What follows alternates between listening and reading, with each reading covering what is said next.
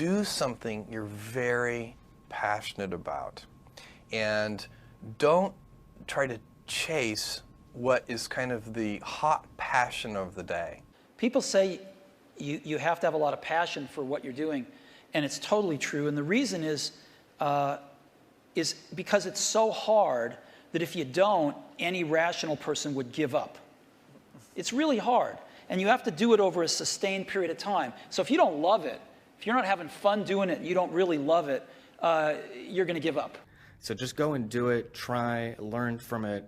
You'll fail at some things. That's a learning experience that you need so that you can take that on to the next experience. And don't let people who you may respect and who you believe know what they're talking about, don't let them tell you it can't be done. Because often they will tell you it can't be done, and it's just because they don't have the courage to try it. I think people that look for great ideas to make money, aren't nearly as successful as those who say, okay, what do I really love to do? What am I excited about? What do I know something about? What's kind of interesting and compelling?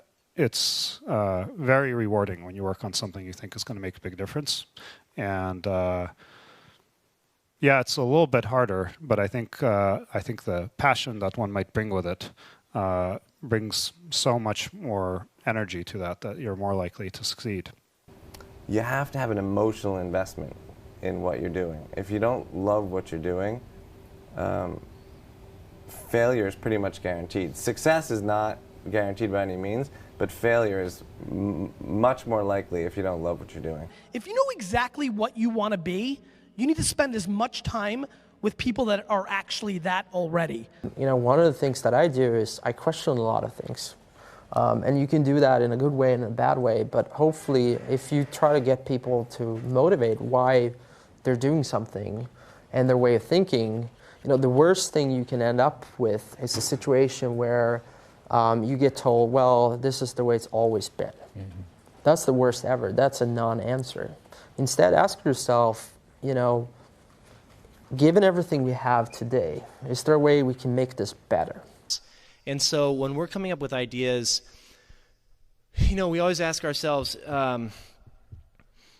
what kind of new market is this creating? And then also, what part of my day and what problem is it solving?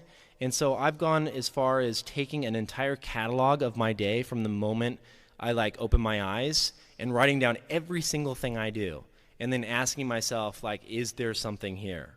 If you're not coming up with 10 ideas a day, that's why I have this thing. If I'm not filling up this page every single day, then my idea muscle will atrophy. And I started this in 2001, and I still do it every single day. You have to come up with ideas every single day, or the idea muscle atrophies. The good news is, after about 6 months of doing that, you're like a machine. People get surprised at how many ideas you could just have anywhere. But understand that naturally nobody is interested in your idea.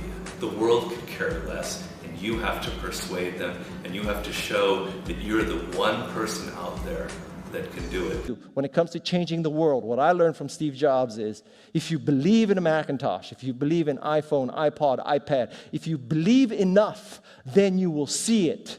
Because other people will believe in it. Other people will create software. Other people will create products. So you need to foster the belief in what you are dreaming so that it becomes a reality, which is very different than saying, I don't expect anybody to believe it until I see it. You need people to believe it before they can see it.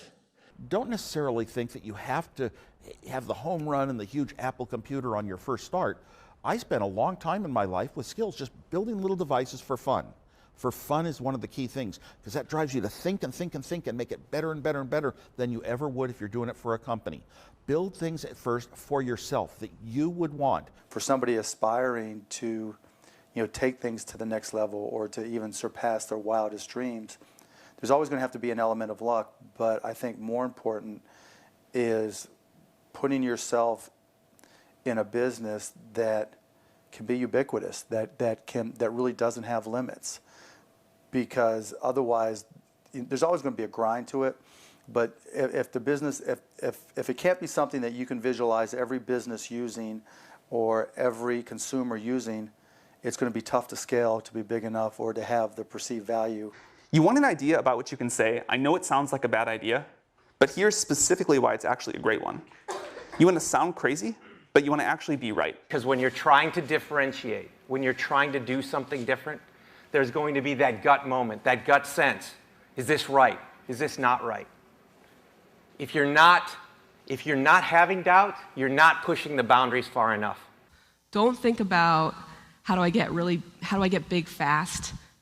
That will happen if you actually build something super meaningful and super important. So don't think about, what is the quickest way to success? Think about what is the best way to building something important that the world really needs. This little idea explains why some organizations and some leaders are able to inspire where others aren't. Let me define the terms really quickly. Every single person, every single organization on the planet knows what they do, 100%. Some know how they do it, whether you call it your differentiating value proposition or your proprietary process or your USP. But very, very few people or organizations know why they do what they do. And by why, I don't mean to make a profit. That's a result. It's always a result. By why, I mean what's your purpose? What's your cause? What's your belief? Why does your organization exist? So when we see a kid with a lemonade stand, it's different than when we see a vending machine selling lemonade, even if it's exactly the same product, because the story around it is what people are paying for. So when I meet small business people, all I ask them is not what's their balance sheet, but what's their story.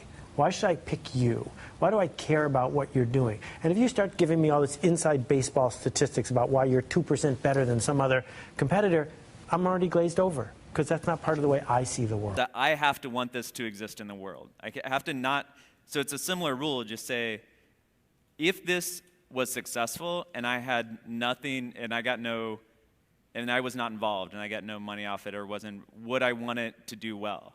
And that's a great check, I think, to know if you really feel good about the idea and can be passionate about it. One of the things I advise entrepreneurs to do is when you have an idea, a classic entrepreneurial impulse is to hold the idea close to you and not go tell people because, the idea is so special. Right. That's almost always a mistake.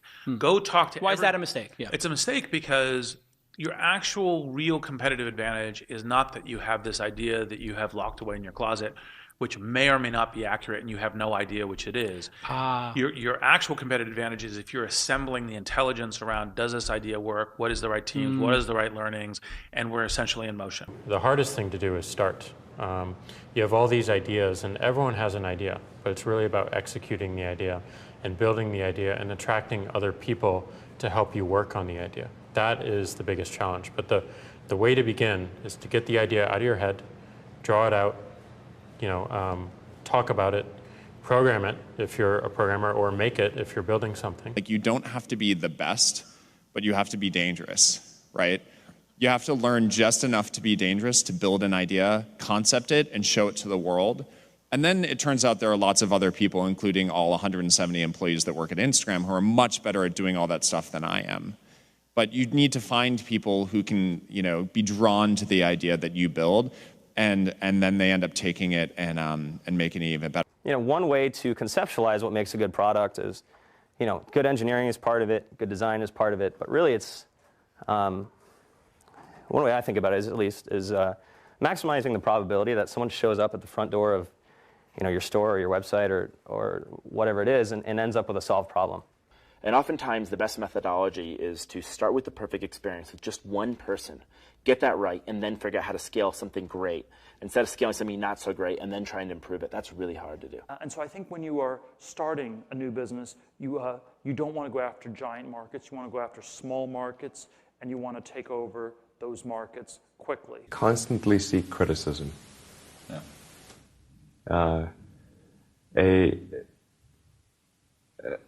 A well thought out critique of whatever you're doing is as valuable as gold. And you should seek that from everyone you can, but particularly your friends. If you're not utilizing an online community, then you're at a disadvantage to those who are. You can be asking online communities what they think about your ideas, or if they have any advice with what you're working on. Not only will you hear from people who are passionate about the subject, but you'll be hearing from people all around the world, each with their own experiences and stories that can help you. And there are a lot of people from whom we can learn a lot. And I think like, you know, the one piece of advice is like, don't underestimate anyone you come across ever. Right. Like whether they're, you know, a blue collar worker waiting for the bus, or they're, you know, helping you at they're the server or bartender at the restaurant, or they're a lower ranking employee. I mean, the smartest leaders I've ever seen have always gone around the room and asked for everybody's opinion. Most startups that fail do it ultimately because they did not make something that people wanted. They made something that, you know, that they thought people would want, but they were either in denial about it, about, you know, whether it was actually any good, or somebody else came along and made something that people wanted even more. The best piece of advice that we've figured out as we've been doing Foursquare is not to let other people distract what you're doing. There's always haters that say, your idea is stupid, this idea is never going to work, don't even bother doing that because someone else is going to do it before you do. And if we listened to all that feedback that we were getting, all that negative feedback, we would never have built things, we would never have prototyped things. And that's how we really got to where we are. Like, we saw things that we wanted to build, and we just went out and built them. And it turns out when you build stuff that you like to use, there's a good chance that there's thousands of other people that want to use it too. And so it's not just about doing focus groups, it's not just about, you know, double checking your vision, it really is about integrating this concept of testing our ideas rigorously throughout the product development process, throughout the marketing process, even as we scale up. But what you really need to do is think about what is the smallest possible test that I can run for this idea, for this concept, for this theory, get it out there, and get customers using it. Because your customers are going to be the ones to tell you if it's really working or not.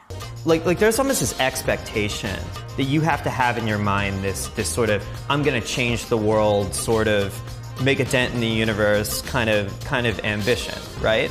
But it's actually okay early on to just kind of solve small problems in layers until you actually get to a point where you have the capacity to do that. What this all comes down to is doing something exceptional for your users, whether it's in community, whether it's in connection, or whether it's in design.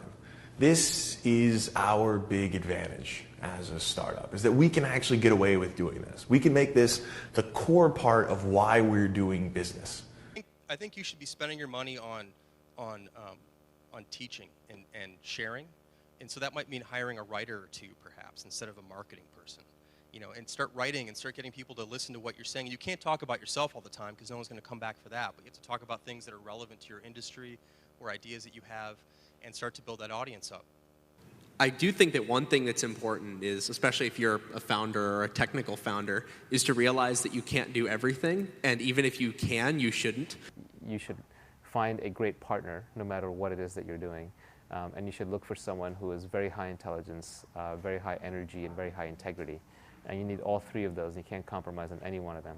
Otherwise, you'll end up with either someone who's not smart, which does you no good, or someone who's not hardworking, which also does you no good, or the worst case is you end up with a smart, hardworking crook who ends up working against your interests. And integrity is something that takes a lot of time spent with someone to figure out. The most important thing when you're working with people early is that you guys line up on what your goals are. That sounds really basic, but you can totally, it can be fine. You can want to build a small business that makes money and you don't have to go to an office every day. Or you can want to build a huge company. You can want to build Google. But I think you have to be really, really aligned on that. When a lot of corporations have, they might call them core values or guiding principles or so on, but the problem is usually they're very lofty sounding. They kind of read like a press release the marketing department put out. They sound just like their competitors, and maybe you learn about it on day one of your job, but then it becomes this meaningless plaque on the lobby wall. Well, we wanted to come up with committable core values, and by committable, meaning we're willing to hire or fire people based on those values, completely independent of their actual job performance. The definition of values is they're the behaviors or principles that you religiously adhere to within your company. When I say religious, I mean that no amount of data will sway you from those principles. And the degree to which that you have the courage to maintain your conviction around those ideas is the degree to which you're going to be successful over the long term. A company is simply a group of people, and as a leader of people, you have to be a great listener, you have to be a great motivator, you have to be very good at praising and looking for the best in people, People are no different from flowers. If you water flowers, they flourish. If you praise people, they flourish, and that's a critical attribute of a leader.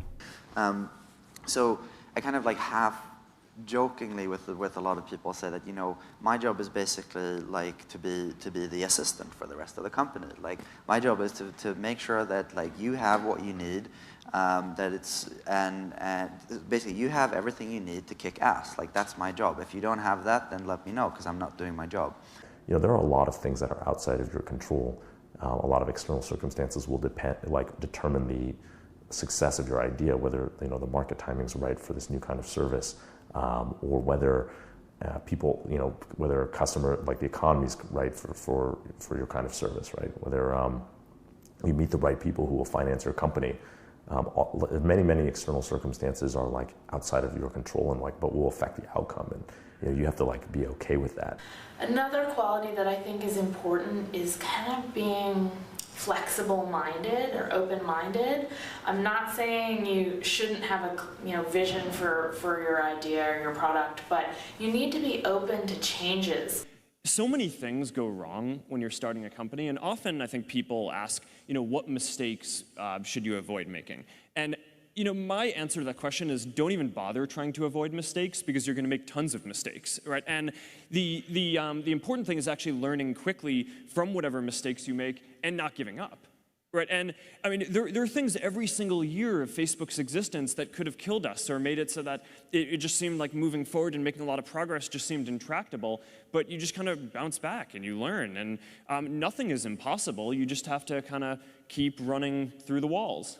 The two things we really zero in on people are, two things. They sound simple, they end up being very difficult. Courage and genius.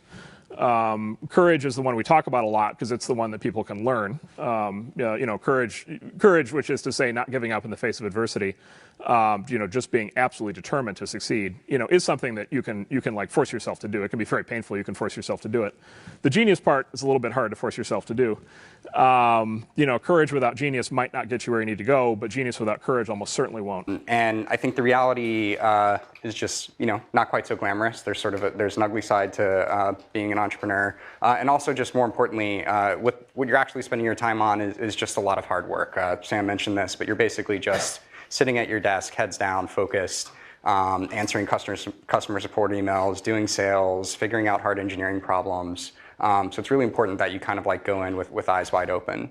Optimism has a place, but I think even more so for the first-time entrepreneur, you need to be pragmatically pessimistic. What I mean by that is you need to define all of the worst-case scenarios in terms of financial loss, time loss, etc. Look at what you will learn if that happens and accept and come to terms with that before you ever start. If you don't do that and you go straight into battling the world, trying to conquer the world with rose-colored glasses on, the first time you hit a major hiccup, you're going to become really demoralized and you will quit. If you don't love it, you won't make it through the long period of pain that is inevitable. So make sure that you take care of yourself during the process. Make sure that you take care of your mental health, your physical health while you're doing it because it's a long road.